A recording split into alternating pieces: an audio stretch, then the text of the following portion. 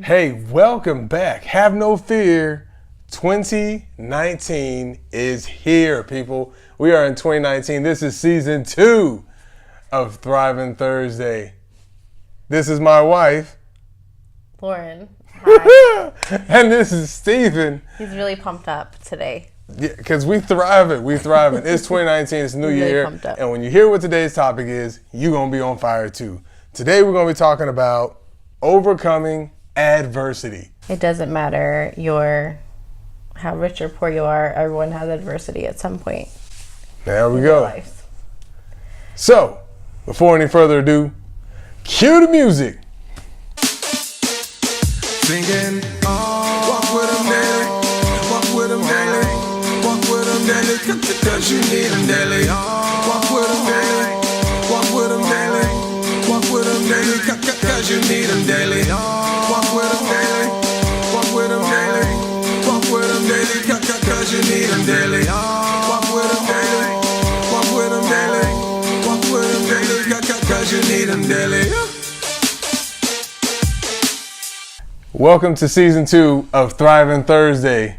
I'm Stephen. This is my wife. Lauren. And we are going to talk to you guys about overcoming adversity. Let's tell you a little bit about ourselves. We've been married, 11 and a half years now? You know better than I do. It'll Almost be 12 years Almost 12. this year. We're going to hit 12 this year. 12 years strong. We're both, for those Full who of don't know adversity. us, we're both prior military. Yeah, absolutely. And we have 4 kids, if that is an adversity there. Yep, we got 4 under 7. What? 4 under Okay. 7. We have a 7, a 6-year-old, a 3-year-old, and a 2-year-old. Yep, we just had a couple of birthdays last month. We We don't should mean they're not a define- blessing. We're just saying that there's some adversity sometimes. People won't understand that. Maybe we should define adversity. All right, tell me a little bit about adversity. What you got? So the dictionary defines it as a state or instance of serious or continued difficulty or misfortune. Woo! Serious or continued misfortune, or man, I tell you, that sounds Like a country song. Yeah, really, it's like our life. Like that's been, especially coming out of the military, that was like our life. We had like instant after, even the people in the hospital, when we were delivering our last baby who had to go to the NICU, Yeah. we're saying, wow, we can't believe you're still alive in here. Like I got hit by a true. car like the day before my daughter was born. Yeah, right before I went to Yeah. labor. Kinda And remember when I was a month before, we were having a lot of problems and your car broke down and your supervisor at work was like, this isn't real. This doesn't happen to people. No one can be that unlucky. Yes, we can. It was adversity, people. It was adversity. And we were going through a whole lot of it in a very short period of time, it seemed like. Like we had a hard few years. Like some people say, oh, I had a hard day today. Oh, this was a tough week, Boss has really been riding me. I haven't been making all my commissions like I should. No, we had a hard 3 or 4 years. That was just back to back to back. Stuff just kept happening. It was a hard 3 or 4 years. Now, I'm gonna let you know something. I want y'all to be watching this and be like, oh my gosh, I thought we were supposed to be thriving on Thursday. These guys are really bringing me down. Listen. I want you to understand something. When you're overcoming adversity, this is the first point I'm gonna make about overcoming adversity. When it comes to overcoming adversity, remember something. You are not in that adversity alone and for no reason. God has a purpose. He has a purpose for you. He doesn't bring misfortune your way, but he can take something that has been either self-induced misfortune or something that has just happened to you negatively. He can take that and turn around and use it for good. So he doesn't cause the bad things to happen in your life or to happen to you. It's not just God just wailing on you and punishing you, but he can turn that thing into something good. He does say there will be trouble in this life. That he does say. If you're human walking around this life, there will be trouble. Yeah. So. And for those of my brothers and sisters out there that call yourselves Christians, we followers of Christ, believing in God, the Holy Trinity, Father, Son, and the Holy Spirit. For those of y'all out there like that, understand that when you take that leap of faith and you start following that life of Christ, hey, we saw how his life ended. Like it was full of adversity. It wasn't easy. Like it was a trying time. And he said to us then that if this is how they treated our Savior, how would the world treat us? Yeah.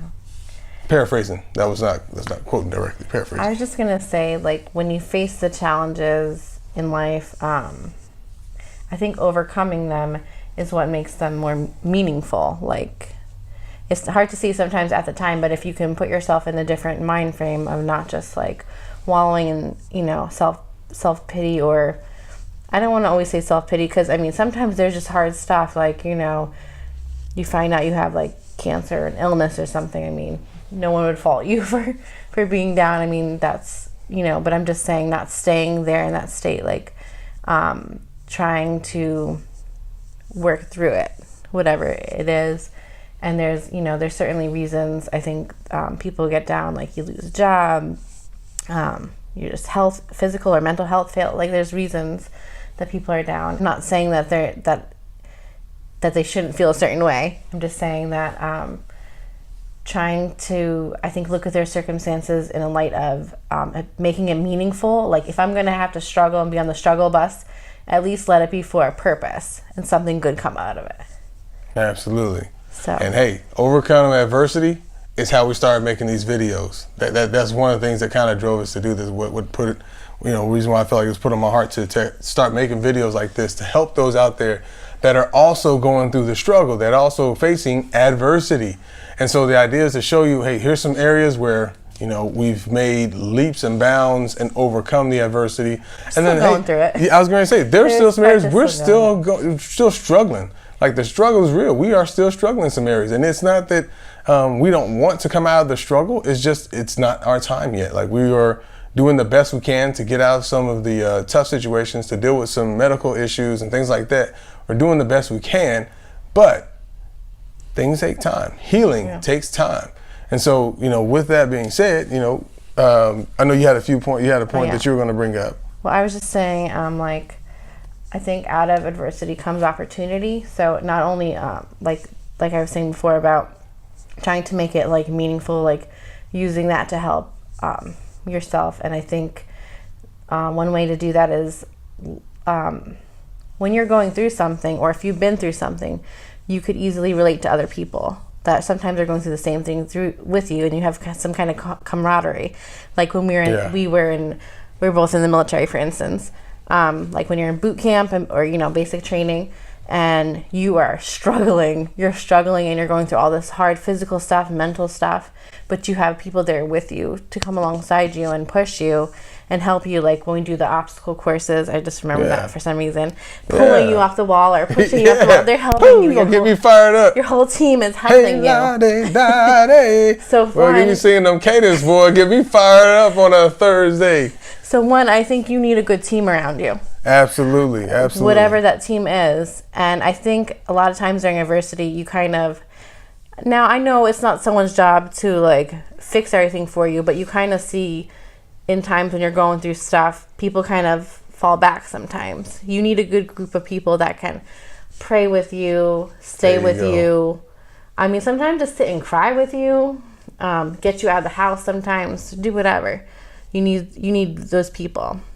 If you want positive encouragement around you during those times, you should, I think, keep positive and encouraging people around you. Hey, there you go. It's been said right here. So, if you got some Debbie Downers or doubters. I said doubters. I said some Debbie Downers on purpose, but we can go with Debbie Downers. We can do that one too. Debbie Downers is what I usually say, but you know.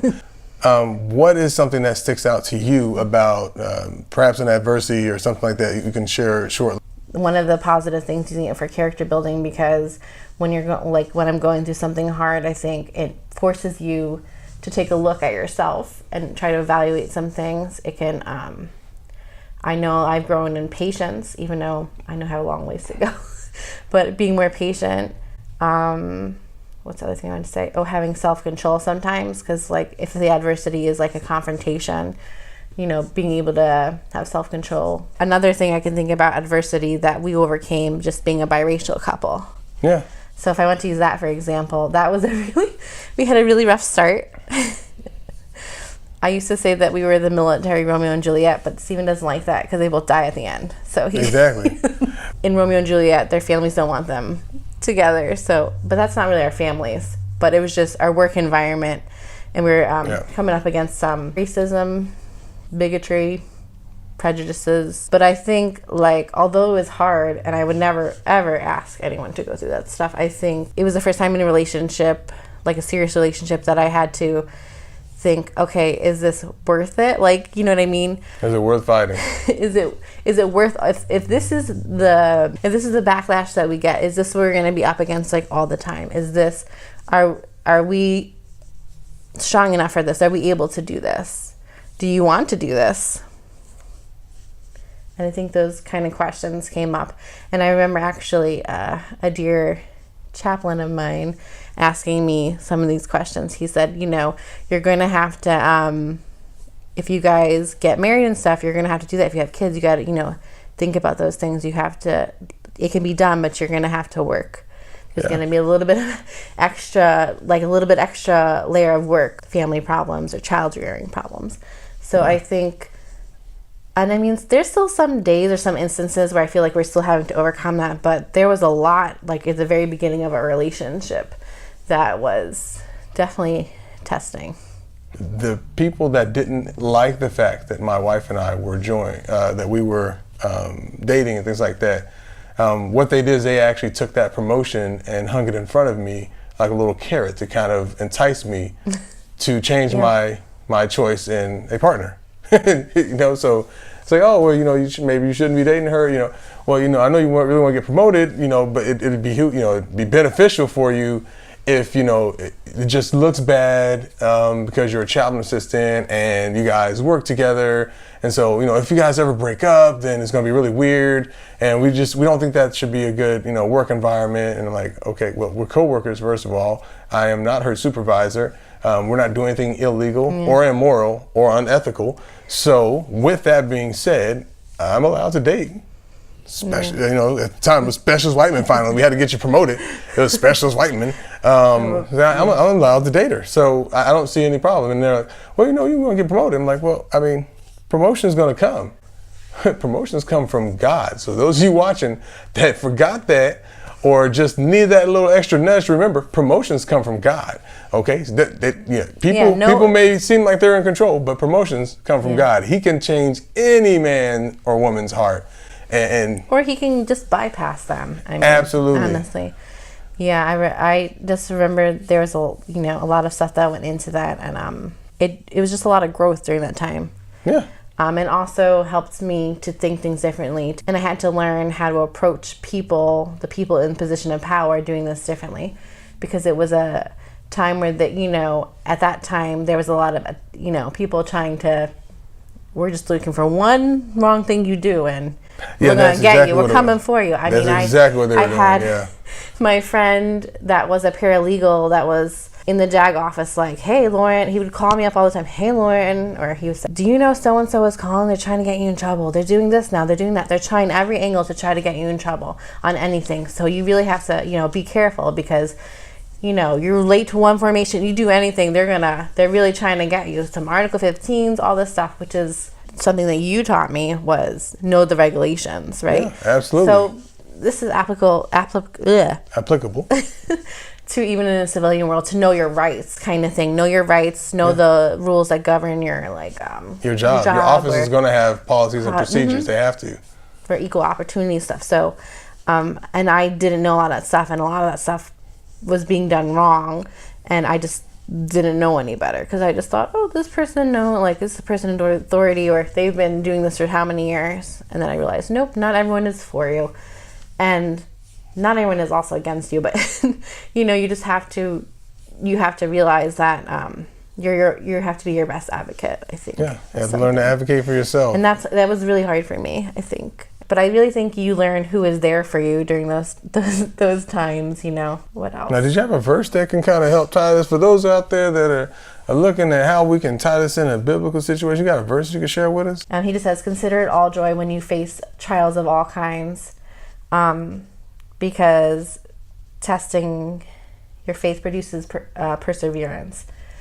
And so that's something kind of hard to digest, I think. For me, what? You want me to be happy? Well, I'm glad you said that. You want me to be happy when all this stuff is happening? Because joy doesn't necessarily mean you're happy about a situation.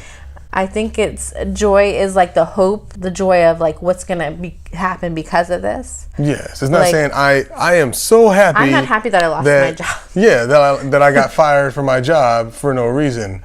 That you're not happy about that. It's The joy yeah. is, you know what? Although this bad thing happened, I know God can turn around for good. There may be Right. another There's job maybe another that I enjoy opportunity will more. open, right? Absolutely, The and door it will pays open better. You know, you never know where God's going to take you. Yes. It's looking at the situation and saying, hey, what can I change in my situation? What do I have control over? So that can kind of help ease up some stress and some anxiety.